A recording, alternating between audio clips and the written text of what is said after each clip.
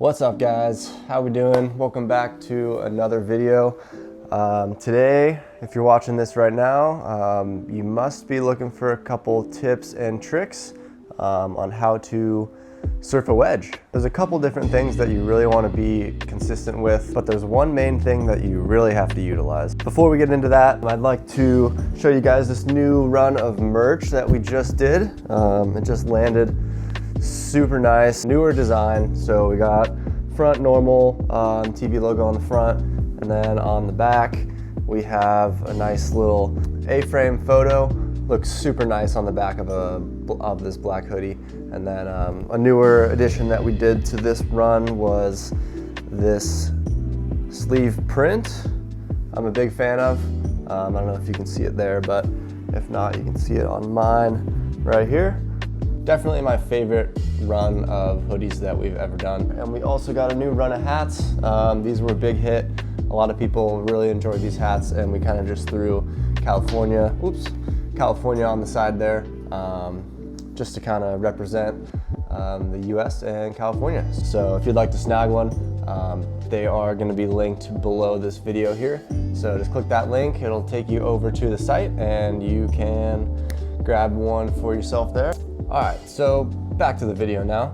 I'm just gonna make this easy. I'm gonna pull up my computer here and go through a couple waves and pretty much just give you the secret on how to utilize a wedge. So a wedge obviously is when a wave banks off of a rock, cliff, anything, and comes across into the next wave in the set, making a triangle form. Hence the wedge. First off, we're gonna start with this clip here. This was from a really fun morning a couple months ago now, I think. But with that cider that is coming across at the next wave in the set, that is a very powerful force of water moving. You can really utilize that to your advantage just by positioning yourself in the right position straight away. So here, this isn't the wedge, but it is a wedge.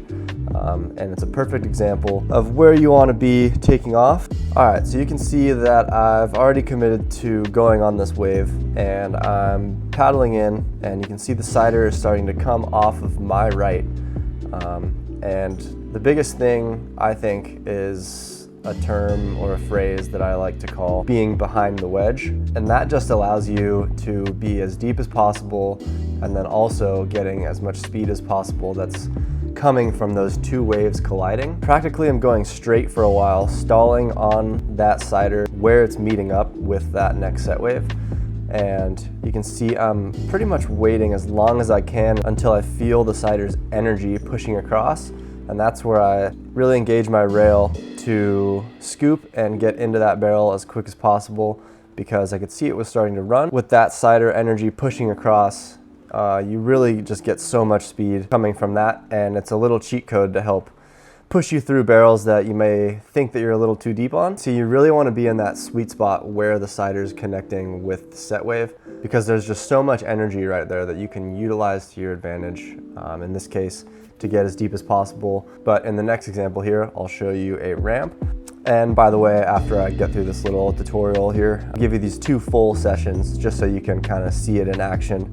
It was a pretty fun couple sessions with me, Tanner, Tristan. Scotty was out as well. I believe Nate Elsner has a couple clips in here. So, I mean, all the boys were just kind of out. So this next one is of Scotty Plowden. This one is quite interesting because the cider kind of gave him a little push further out. So he was on the cider, but you can see that he also will kind of go back right towards the cider, just to pretty much ride it and come around the peak part of the wave and then go straight for the ramp. So right here you can see he's on it, still kind of kicking in, but here is the part where the cider comes to meet the peak, and he does that little skip right, almost straight.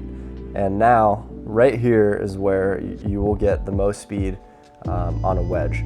You'll feel that cider come behind you, and you can see he just gets slingshotted past that peak and straight into this closeout ramp, and definitely utilizes all that speed, hit it super cleanly, and got launched off that closeout section.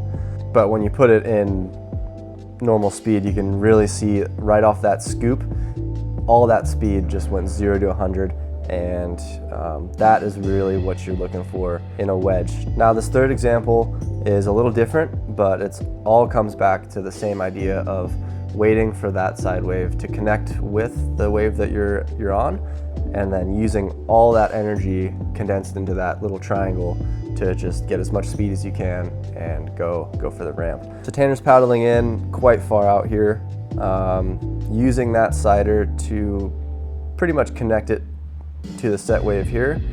And as you can see, he's got the speed, he's on it, and he cuts right. He's actually looking at the side wave right there, just to kind of gauge when it's gonna link up to where he's at. So he's stalling, looking back at the sider now. Right here, you can see that the speed has been picked up from the side wedge, and now unfortunately it was just a closeout here, but the speed all comes from that side wave connecting with the set. So that's the main thing that we all look for when we're out riding a wedge. But if you were sitting super far inside, you wouldn't even have the chance to get up and do a maneuver like that. So by sitting deeper and trying to find that perfect sweet spot of where the sider is going to meet with the peak is just the ultimate hack to riding a wedge. So now that you have that in the back of your mind, we're going to play the rest of the sessions here for you to just kind of watch and study. Hope that was helpful for you guys, and hope you enjoy the rest of the video here.